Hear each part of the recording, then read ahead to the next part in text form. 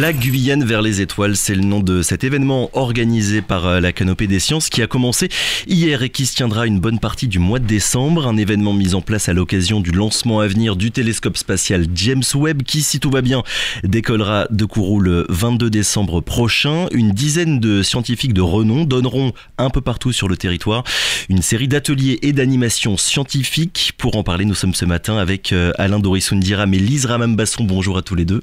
Bonjour. Merci beaucoup d'être avec nous et d'avoir répondu à notre invitation. Alain Dorissoundiram, vous êtes astronome à l'Observatoire de Paris. De votre côté, Lise Ramambasson, vous êtes doctorante au CEA Paris-Saclay et vous étudiez notamment la question des galaxies. Pour commencer, c'est quoi précisément cet événement, la Guyane vers les étoiles? C'est une manière de faire de la vulgarisation scientifique et astronomique, on peut dire? Voilà, exactement. Donc il y a ce lancement très important pour la communauté astronomique, le lancement du télescope spatial Webb. Et à cette occasion, il nous a semblé intéressant et opportun de parcourir la Guyane pour partager notre passion, pour échanger avec le public sur la thématique du spatial. Et de l'astronomie. Alors vous êtes deux avec nous ce matin, mais si j'ai bien compris, il y a une dizaine de scientifiques, c'est bien ça, voilà, qui seront là. Une dizaine de scientifiques qui va exprimer la diversité de notre métier. Donc il y a des hommes et des femmes. Il ne faut pas oublier qu'il y a beaucoup de femmes dans notre discipline, mais pas assez. Et puis il y a aussi des ingénieurs, des techniciens, des chercheurs, parce qu'on peut travailler dans ce domaine fascinant à tous les niveaux. On reviendra justement dans quelques minutes sur la question de la diversité et de la présence des femmes dans le milieu scientifique et dans l'astronomie de manière un petit peu plus précise. On a l'impression, Alain Dorissoundiram, mais vous allez peut-être me contredire, que l'espace de manière générale attire un peu moins de monde et moins présent qu'avant, comme si notre société, elle s'était habituée, avait banalisé le spatial. La Guyane vers les étoiles, c'est une manière de toucher un public, un grand public qui ne s'intéresse peut-être pas habituellement à toutes ces questions-là. Oui et non. Je dirais que quand même, malgré tout, les sciences en général, effectivement, sont moins... les gens sont moins attirés par les sciences, pensent que peut-être qu'on leur dit des histoires, des bêtises, ou alors c'est quelque chose qui leur paraît trop difficile, trop compliqué à comprendre. Mais d'un autre côté, l'astronomie garde cette aura, cette fascination auprès du grand public. Et donc c'est ça notre partie, notre prétexte, c'est de profiter de l'astrophysique, de l'astronomie, pour réenchanter la physique et les sciences. Alors, vous l'avez dit, l'objectif de cet événement, c'est aussi de montrer, de parler de la diversité de votre métier. Il va y avoir notamment une conférence sur la place des femmes dans les sciences et dans l'astronomie. Lise Ramambasson, je l'ai dit, vous êtes doctorante. La raison de votre présence, c'est aussi de montrer que les femmes, autant que les hommes, peuvent finalement s'intéresser à toutes ces questions, à tous ces sujets-là. Ah, alors on a un problème de micro, malheureusement. Alors je ne sais pas comment faire. En plus, Kylian n'est pas là pour allumer le deuxième micro. Est-ce que ce serait possible de prendre la place de monsieur Dorissoundiram? Voilà, comme ça, ce sera nettement mieux.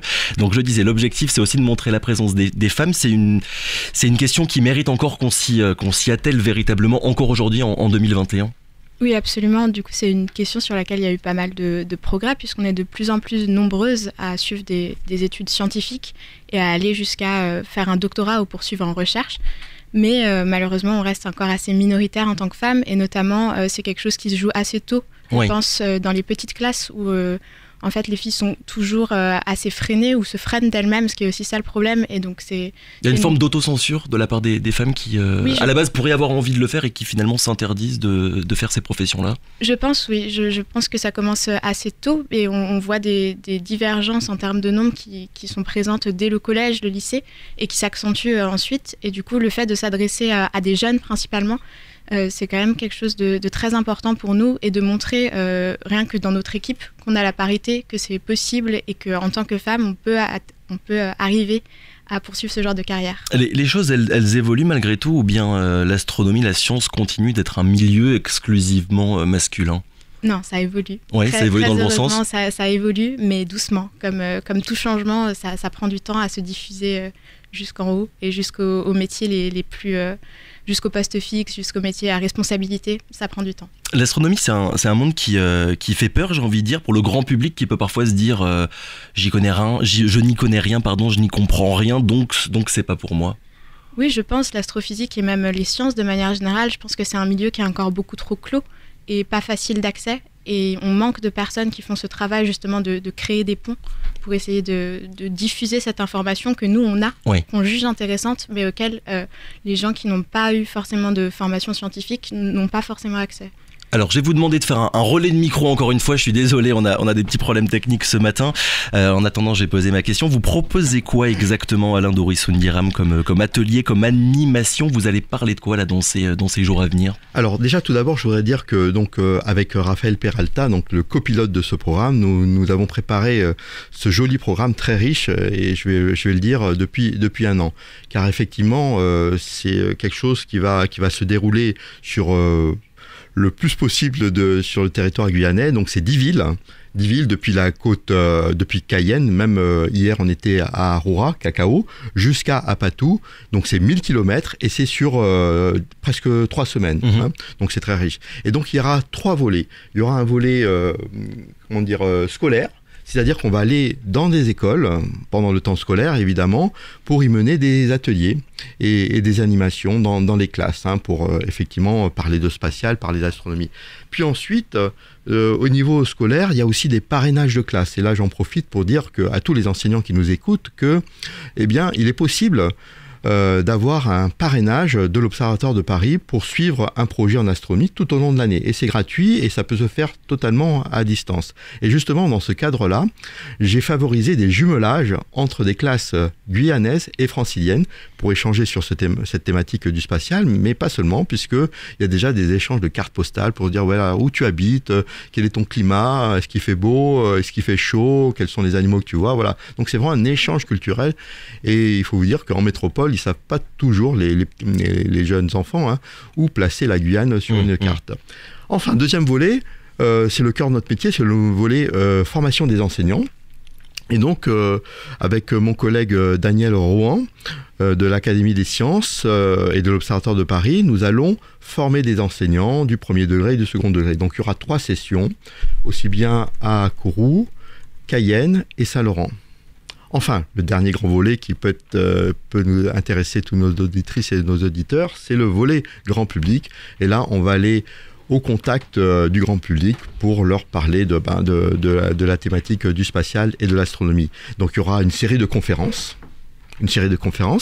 et aussi une série d'animations sur des places publiques, des marchés, des centres sociaux, des lieux publics. Par exemple, hier, nous étions au marché de Cacao, et bien on ira aussi au marché de Cayenne, on ira à la plage de la Cocoterie à Kourou, on ira aussi à Saint-Laurent au camp de la transportation, à la plage à Awala et à Limapo, donc plein d'endroits, et le programme se trouve sur un site web qui s'appelle La Guyane vers les étoiles, donc des tirets entre chaque mot, et vous pouvez nous suivre sur Twitter, Guyane_étoile. Donc vous voyez, c'est un programme très riche qui essaye de satisfaire tous les types de publics, aussi bien les jeunes que les moins jeunes, pour redorer le blason des sciences et parler de l'espace. Oui, 3 volets du coup, hein, les scolaires, les enseignants et pour le grand public. Alors vous êtes en Guyane tous les deux à l'occasion du lancement, on l'a dit, du James Webb. Est-ce que vous pourriez nous expliquer en quoi ce télescope constitue une révolution, on va dire, dans le monde de l'astronomie, Lise Ramambasson?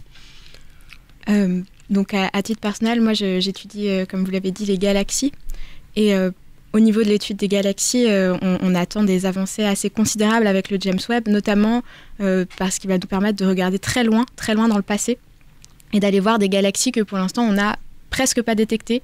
On a quelques galaxies, vraiment 1 ou 2 qui ont été détectées avec le Hubble Space Telescope, mais ça reste des objets très très rares, très très brillants, un peu exceptionnels, et avec le James Webb, on espère pouvoir détecter ces galaxies en beaucoup plus grand nombre et avoir un échantillon qui nous permette de comprendre vraiment à quoi ressemblait l'univers primordial, c'est-à-dire les premières galaxies à s'être créées, et essayer d'avoir une image un peu dynamique, de comprendre l'évolution de ces galaxies très anciennes jusqu'aux galaxies qu'on voit aujourd'hui. Alors pour un novice comme moi, et comme je suppose pour une grande part de nos auditeurs qui ne sont peut-être pas des experts en astronomie, comment ça se fait qu'en regardant très loin dans l'espace, on puisse finalement regarder et observer quelque chose de très loin dans le passé?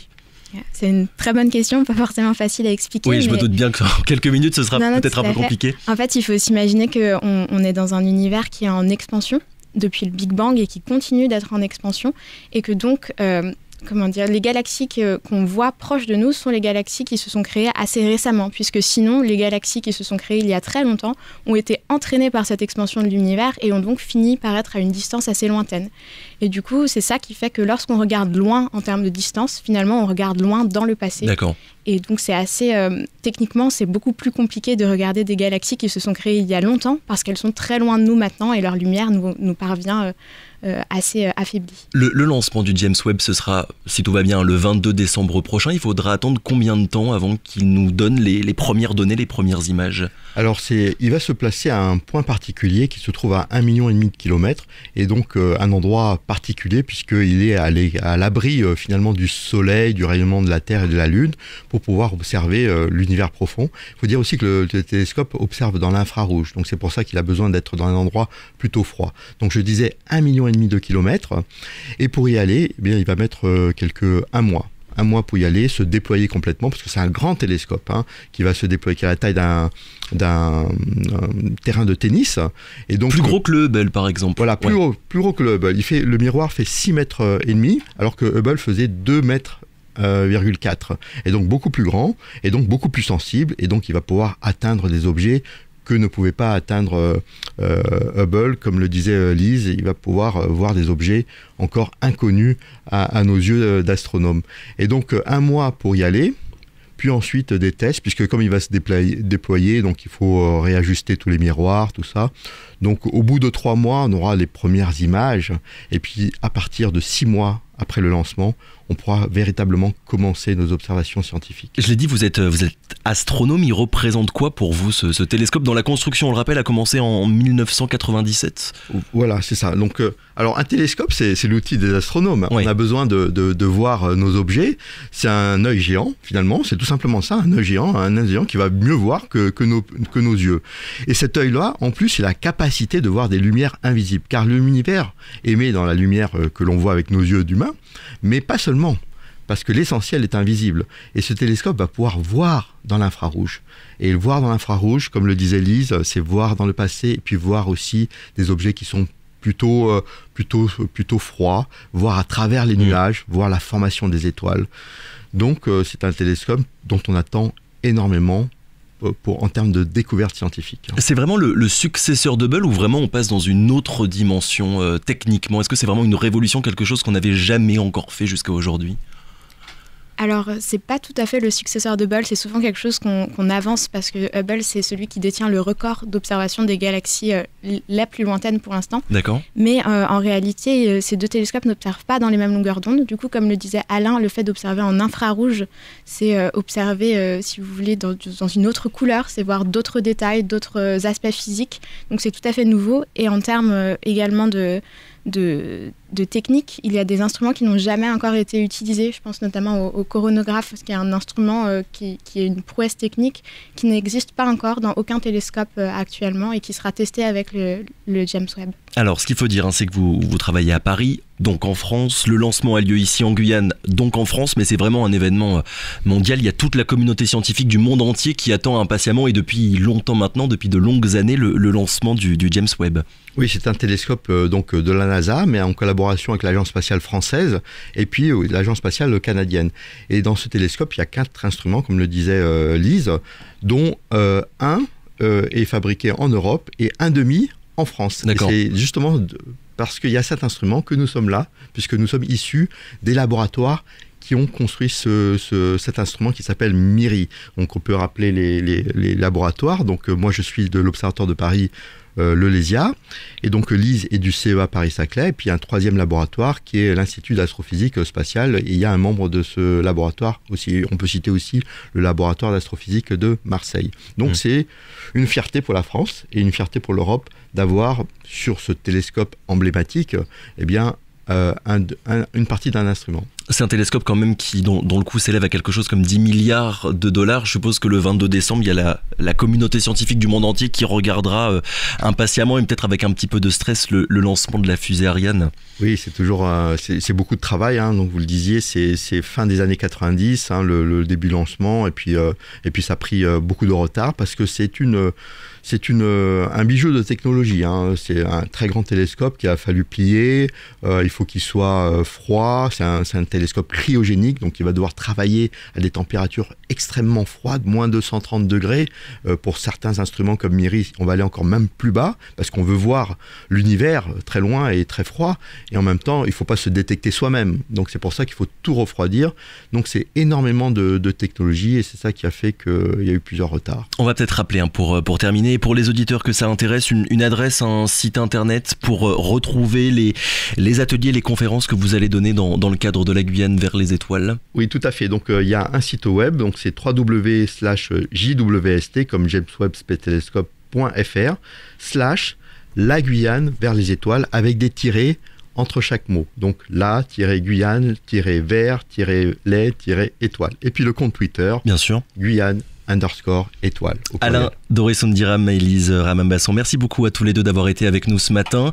Et puis bonne continuation avec la série de ces ateliers que vous allez donner jusqu'au 22 décembre, voilà, c'est ça ? 21 décembre. 21 décembre. Et donc venez nous voir, n'hésitez pas à aller sur le site. Et merci beaucoup Victor pour votre invitation. Le spatial, c'est pour tout le monde. Merci à tous les deux d'avoir été avec nous. Bonne journée. Radio Pays.